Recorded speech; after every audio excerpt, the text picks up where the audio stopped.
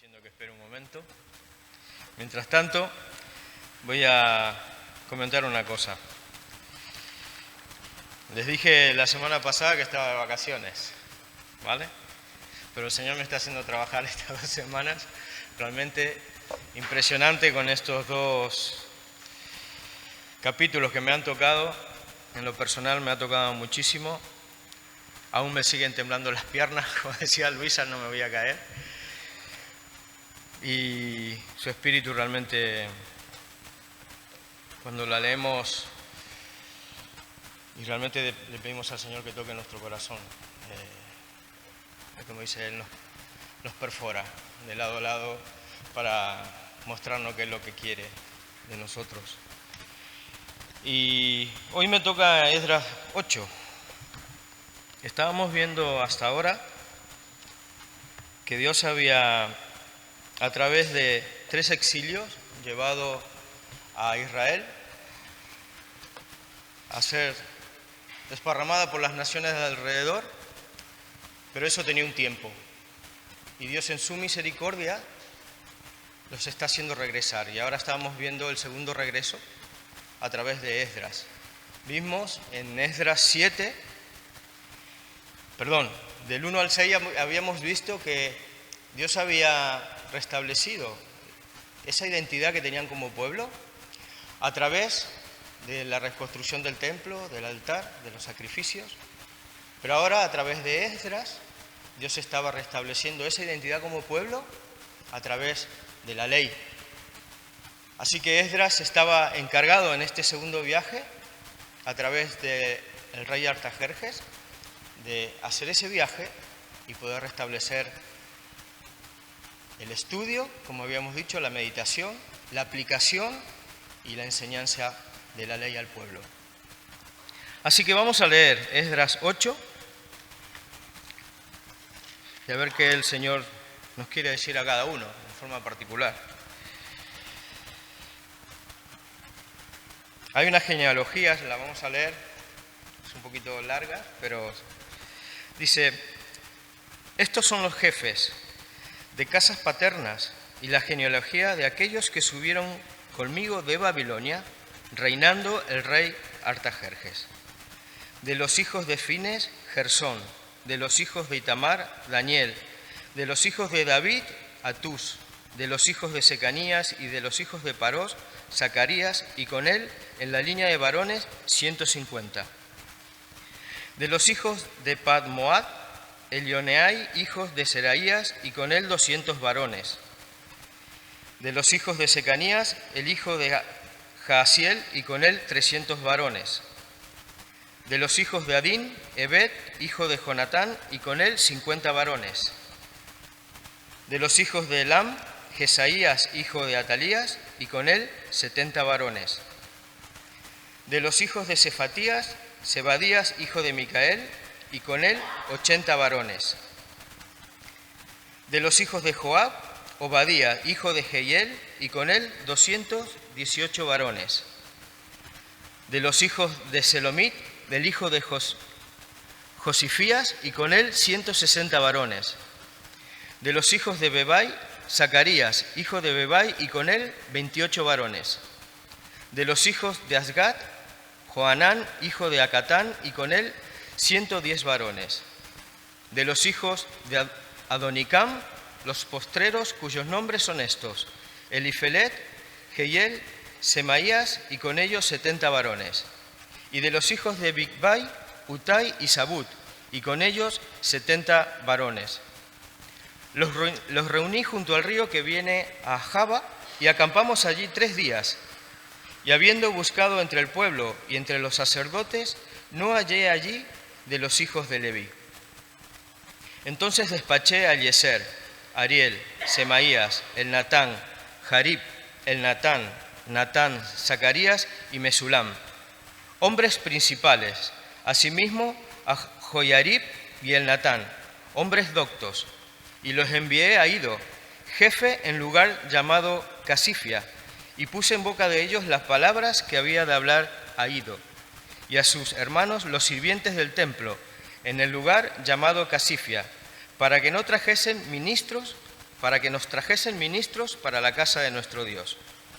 Y nos trajeron, según la buena mano de nuestro Dios sobre nosotros, un varón entendido de los hijos de Mali, hijo de Leví, hijo de Israel, a Serebías con sus hijos y sus hermanos, 18, a Asabías y con él a Jesaías de los hijos de Merari, a sus hermanos y a sus hijos, 20, y de los sirvientes del templo, a quienes David con los príncipes puso para el ministerio de los levitas, 220 sirvientes del templo, todos los cuales fueron designados por su nombre. Y publiqué ayuno allí, junto al río Ájaba, para afligirnos delante de nuestro Dios, para solicitar de él camino derecho, para nosotros y para nuestros niños, y para todos nuestros bienes, porque tuve vergüenza de pedir al rey tropa y gente de a caballo que nos defendieran del enemigo en el camino.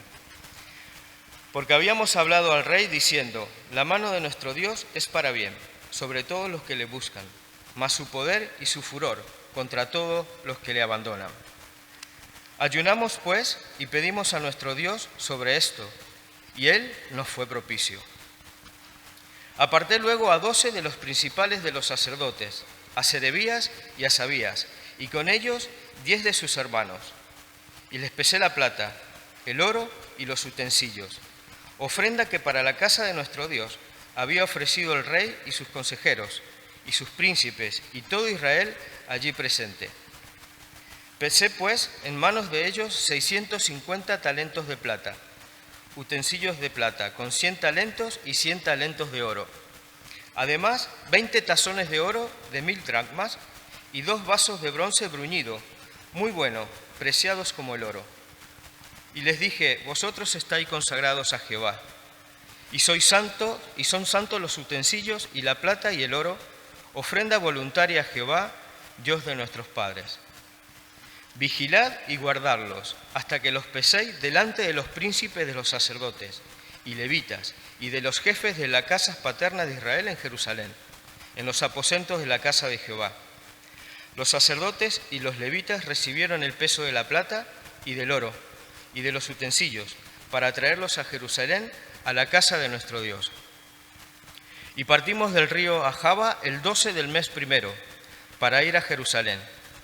Y la mano de nuestro Dios estaba sobre nosotros, y nos libró de la mano del enemigo y del acechador en el camino.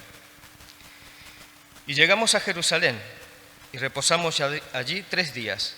Al cuarto día fue luego pesada la plata, el oro y los utensilios, en la casa de nuestro Dios, por mano del sacerdote Meremot, hijo de Urías, y con él Eleazar, hijo de Finnes, y con ellos Josabad, hijo de Jesuá, y Noadías, hijo de Binui, levitas.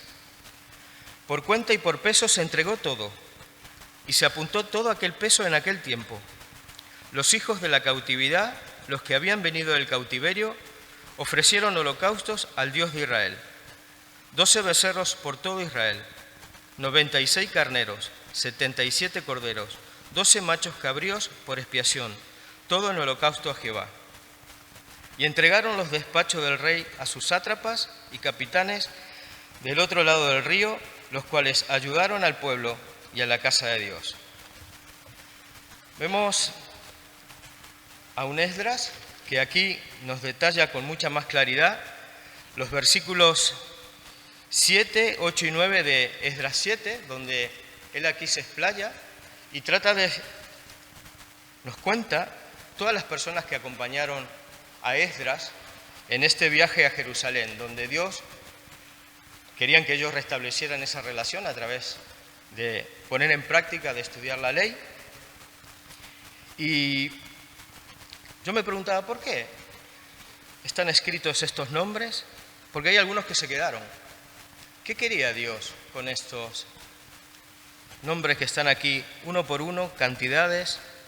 Yo creo que Dios está premiando su valentía de ir a una ciudad que estaba, aunque tenía un templo, aunque tenía el altar, las murallas todavía no estaban construidas. Dejaban una vida cómoda, donde ellos estaban viviendo, seguramente con sus negocios, sus casas, su familia, estaban bien. Pero ellos creyeron en la palabra que Dios le había dicho, que un día iba a restaurar a Israel, que eso se estaba cumpliendo ahí delante de ellos, y dejaron todo aquello que tenían en Babilonia, se tomaron de las promesas de Dios y caminaron 1.400 kilómetros aproximadamente, 5 meses, hasta llegar a esa ciudad que algunos quizás no la habían visto nunca. Y fue un acto de fe. Y Dios quiso que estuvieran aquí. Hay nombres que quizás no sabemos ni quién eran, hay algunos que sí. Pero qué importante que Dios tenga en cuenta ese acto de fe, esa valentía, por lo que vemos en un camino que era muy complicado, donde había acechadores, ladrones, secuestradores, y ellos confiaron en la palabra de Dios. Ellos siguieron adelante, fueron con Esdras y no miraron atrás. Yo me ponía a pensar, qué valentía, porque dice que iban familias. Y estaba leyendo el tonelaje que llevaban en utensilios del templo, en todo lo que llevaban ellos, y eran muchas toneladas. Antes no había, como ahora, que tenemos transportes tan fáciles. Esa carga llevaban oro, llevaban plata, llevaban muchas ofrendas que se le habían dado, y ellos eran responsables de que eso llegara todo exactamente a Jerusalén. Y creo que Dios quiso que estuvieran aquí para que recordáramos ese acto de valentía de ellos, de fe en ese Dios poderoso. Pero también hay algo importante. En el versículo 2 dice, de los hijos de Fines, Gersón, de los hijos de Itamar, Daniel, de los hijos de David, Atús. Dios, a pesar de que había disciplinado al pueblo de Israel, de que ellos habían sido dispersados por las naciones de alrededor, Dios mantuvo un remanente y iba a cumplir la promesa que le había dado a Abraham, que a través de él iban a ser benditas todas las naciones de la tierra, que vendría un Salvador. Y vemos aquí que está David, un descendiente de David, que ese linaje continúa por estas páginas hasta que el Señor Jesús vino y él cumplió su promesa de que un día iba a salvar al mundo a través de Jesucristo. Vamos a pasar las genealogías estas, y dice que hay algo muy importante que hizo Esdras.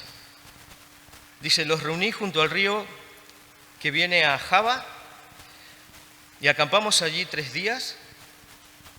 Me imagino que eso era monumental, organizar tanta gente, tanto cargamento y dar órdenes, jerarquías, tú haz esto, tú haz aquello. Dice que en un momento Esdras se pone a contar la gente que había, pero faltaban las personas más importantes según la ley que le había dado Dios. Y faltaban los hijos de Leví. ¿Quiénes eran los hijos de Leví? Leví era el tercer hijo de Jacob.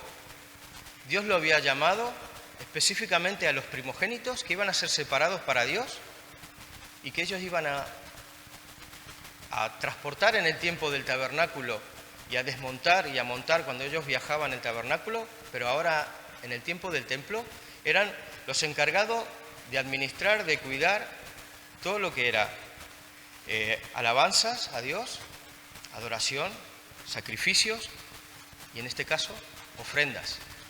Eran responsables de tocarlas y, como dice aquí Esdras, de contar que estuviera todo lo que iba a salir de Persia y de llegar a Jerusalén exactamente como había salido.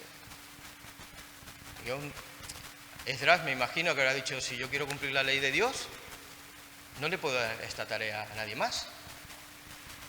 Así que paró todo y vamos a ver qué hizo.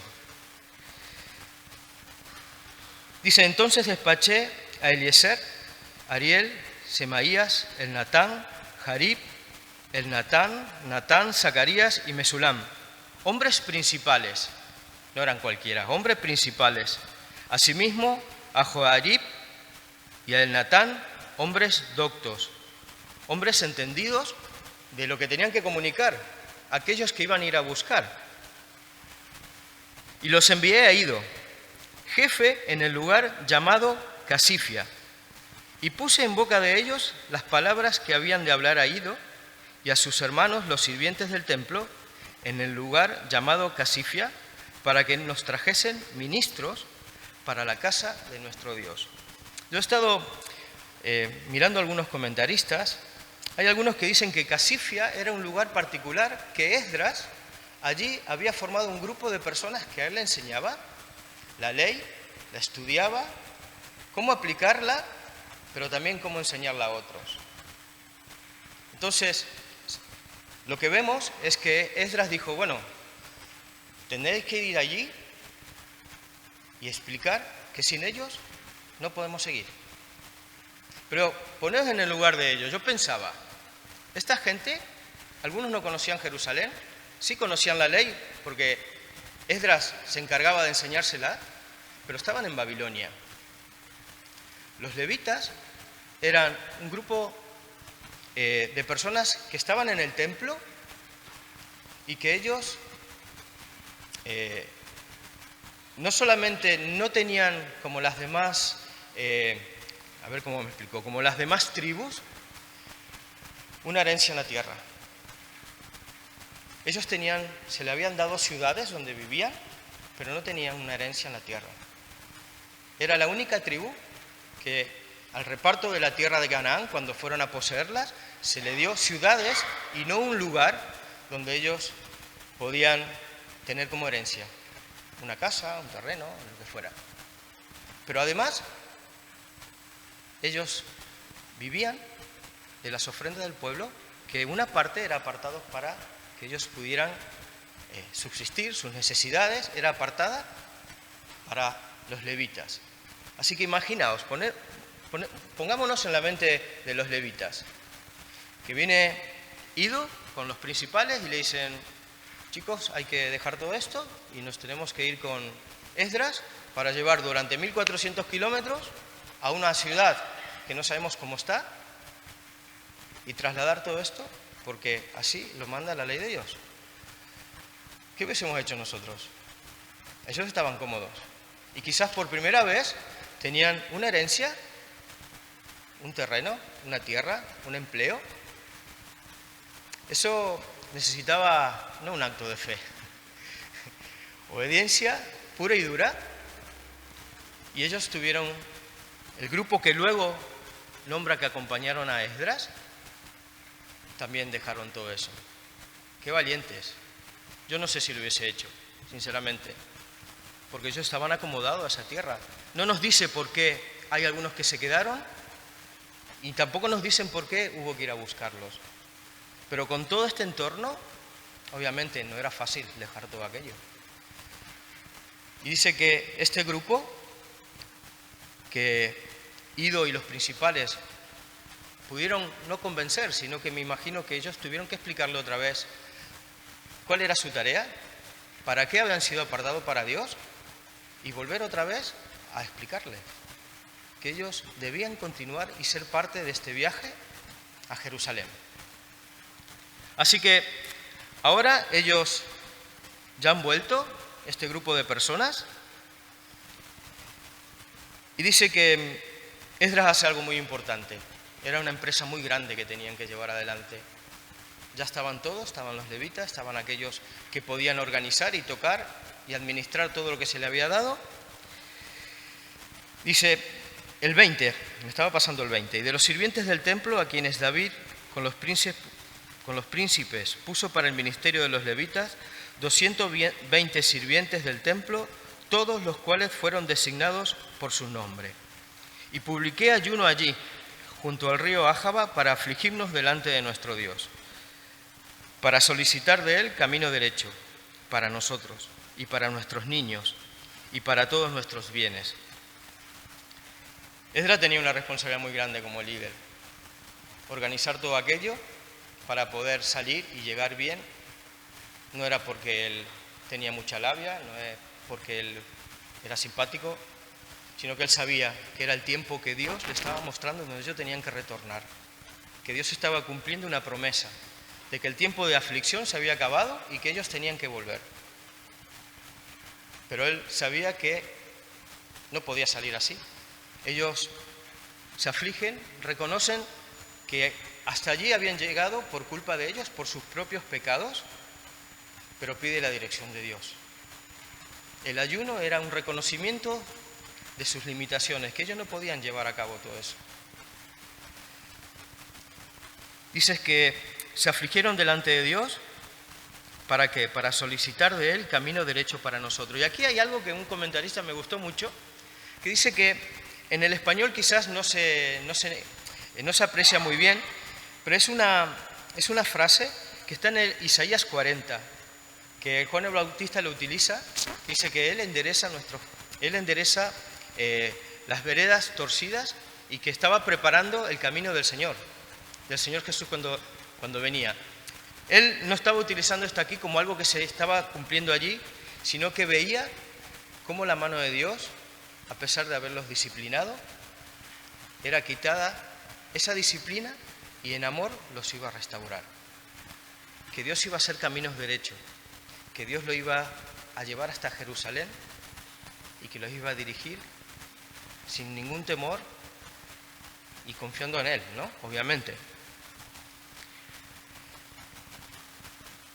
Y hay algo que me llama la atención de Esdras, dice en el versículo 22, porque tuve vergüenza de pedir al rey tropa y gente de a caballo que nos defendiesen del enemigo en el camino, porque habíamos hablado al rey diciendo, la mano de nuestro Dios es para bien sobre todos los que le buscan, mas su poder y su furor contra todos los que le abandonan. Él usó el método contrario que hizo Nehemías. Nehemías fue con tropas, con escoltas, y hay un comentarista que dice que esto era algo muy especial. Era una peregrinación religiosa donde aquí estaba esa confianza que habían puesto en Dios y que había todo un imperio, no solamente el rey, todo un imperio, viendo si ellos iban a llegar allí, porque habían depositado su confianza en Dios. Dice que, ¿cómo le iban a pedir al rey tropas si ellos habían dado testimonio de que ese Dios no los iba a abandonar? No sé cómo habrá estado ese campamento dividido, pero Esdras, hubieses pedido algo que nos acompañe. Llevamos oro, llevamos plata, llevamos muchas cosas. Y Esdras dijo, yo le he dicho al rey que Dios va a estar con nosotros y no voy a pedir tropas. Qué confianza, qué fe en ese Dios poderoso. Él no solamente estaba seguro porque Dios los iba a acompañar, él sabía que el tiempo que se estaba viviendo era un tiempo que Dios había dicho que se iba a cumplir, que iban a ser restaurados y que Israel iba a volver otra vez a restaurar su templo, su altar, su adoración a Dios a través de la ley, y luego Nehemías a restaurar las murallas. Él confiaba en ese Dios, él confiaba en lo que Dios le había prometido. Así que prepararon todo y salieron. Dice, ayunamos pues y pedimos a nuestro Dios sobre esto, y esto me gusta, estas palabras, siempre es como que resaltan aquí, Él nos fue propicio, Él no nos abandonó, Él fue fiel. Confiamos en Él, pero Él fue fiel, Él estuvo con nosotros. Dice, aparté luego a 12 de los principales de los sacerdotes, a Serebías, a Asabías, y con ellos 10 de sus hermanos. Y fijaos esto, les pesé la plata, el oro, los utensilios, ofrenda que para la casa de nuestro Dios habían ofrecido el rey y sus consejeros y sus príncipes y todo Israel allí presente. La cantidad que llevaban eran toneladas de ofrendas, de oro, de plata. Y ellos tuvieron que separar, pesar, una por una, apuntar. Porque luego más adelante leí, y lo veremos luego al finalizar, que Esdras era representante de un imperio. Y él debía rendir cuentas de lo que salía de Persia y de lo que llegaba a Jerusalén. Por lo tanto, él tuvo que mandar luego una confirmación de que todo lo que salió, tal cual llegó. firmada por su mano, por su pulso, de que así fue. Él era responsable ante el rey Artajerjes. Así que imaginaos qué responsabilidad no solamente tenía Esdras, sino aquellos que contaban, que en este caso eran los levitas, los sacerdotes. Y les pesé la plata, el oro, los utensilios, ofrenda que para la casa de nuestro Dios habían ofrecido el rey, sus consejeros, sus príncipes y todo Israel allí presente. Pesé pues en manos de ellos 650 talentos de plata y utensilios de plata por 100 talentos, 100 talentos de oro, además 20 tazones de oro de 1000 dracmas, 2 vasos de bronce bruñido muy bueno, preciado como el oro. Y les dije: vosotros estáis consagrados a Jehová, y son santos los utensilios y la plata y el oro, ofrenda voluntaria a Jehová, Dios de nuestros padres. Ellos estaban consagrados, pero aquellos que llevaban también había sido apartado para Dios. Qué responsabilidad tenerlo en sus manos durante 1400 kilómetros con un viaje inesperado, que no sabían lo que podían encontrar. Y para que tuvieran poca presión, le dice: vigilad y guardadlos hasta que los peséis delante de los príncipes de los sacerdotes y levitas y de los jefes de las casas paternas de Israel en Jerusalén. Allí lo estaba esperando también personas para recibir todo aquello y controlar y volver a contar uno por uno todo lo que se le había dado. Los sacerdotes y los levitas recibieron el peso de la plata y del oro y de los utensilios para traerlos a Jerusalén, a la casa de nuestro Dios. Y partimos del río Ahava el 12 del mes primero para ir a Jerusalén. Y aquí otra vez. Y la mano de nuestro Dios estaba sobre nosotros. Y nos libró de mano del enemigo y del acechador en el camino. Qué seguridad, qué confianza en la protección de Dios que tenía. No solamente había visto la mano de Dios tocando el corazón del rey, de haberle provisto de una ofrenda numerosa y muy valiosa, sino que veía la mano de Dios en el cuidado en ese viaje tan peligroso. Y llegamos a Jerusalén y reposamos allí 3 días.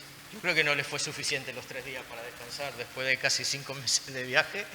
Habrá sido terrible. Dice: al 4.º día se pusieron manos a la obra, ¿no? Fue luego pesada la plata, el oro, los utensilios en la casa de nuestro Dios, y por mano del sacerdote Meremot, hijo de Urías, y con él Eleazar, hijo de Finnes, y con ellos Josabad, hijo de Jesuá, y Noadías, hijo de Binui, levitas. Por cuenta y por peso se entregó todo, y se apuntó todo aquel peso en aquel tiempo. ¡Qué registro! ¿Qué registro han llevado? No dice dónde lo apuntaron, pero me imagino que habrá sido larguísimo todo lo que Dios les había dado a través de las ofrendas del rey. Y dice: y los hijos de la cautividad, los que habían venido del cautiverio, ofrecieron holocaustos al Dios de Israel, 12 becerros por todo Israel, 96 carneros, 77 corderos y 12 machos cabríos por expiación, todo en holocausto a Jehová. Qué alegría han tenido esta gente que quizás era la primera vez que iban a ver allí cómo se ofrecían holocaustos. Habían estado exiliados, sin identidad como pueblo, sin poder ofrecer sacrificios, y iban a ver cómo se hacía. Qué experiencia, qué emoción habrán tenido. Era su identidad con Dios. Eran un pueblo elegido, eran distintos, y muchos de ellos no habían vivido nunca un holocausto, la expiación. Y hay algo muy importante. Ellos, cuando fueron exiliados, fueron esparcidos, estuvo el reino del norte y el reino del sur. Estaban enemistados. Pero aquí hay algo particular. Dice que ofrecieron holocaustos al Dios de Israel, 12 becerros por todo Israel. es como que aquí se olvidaron de esas divisiones. El pueblo fue unido delante de Dios otra vez como uno.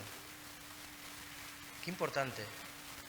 Volvían a adorar a Dios, estaban restaurando su identidad como pueblo y todo aquello quedó atrás. Se unieron como un pueblo a adorar a Dios. No podían estar delante de Dios aún teniendo esas enemistades, era incomprensible. Qué hermoso, qué hermosas es estas palabras. Y dice, y entregaron los despachos del rey a sus sátrapas y capitanes del otro lado del río, los cuales ayudaron al pueblo y a toda la casa de Dios. Esto seguramente Esdras llevaba otras cosas más para entregar a los gobernadores en ese lugar, y dice que se ocupó de entregar uno por uno todo lo que el rey le había enviado. Yo cuando me puse a leer este pasaje, hay dos principios importantes que podemos sacar, que podemos aplicar a nuestra vida. Que nuestra fidelidad a Dios la demostramos cuando confiamos en Él, en nuestro camino, cada día, como hizo Esdras, sin confiar en nadie más, solamente en Dios, que Él es el que nos protege, que Él es el que nos provee.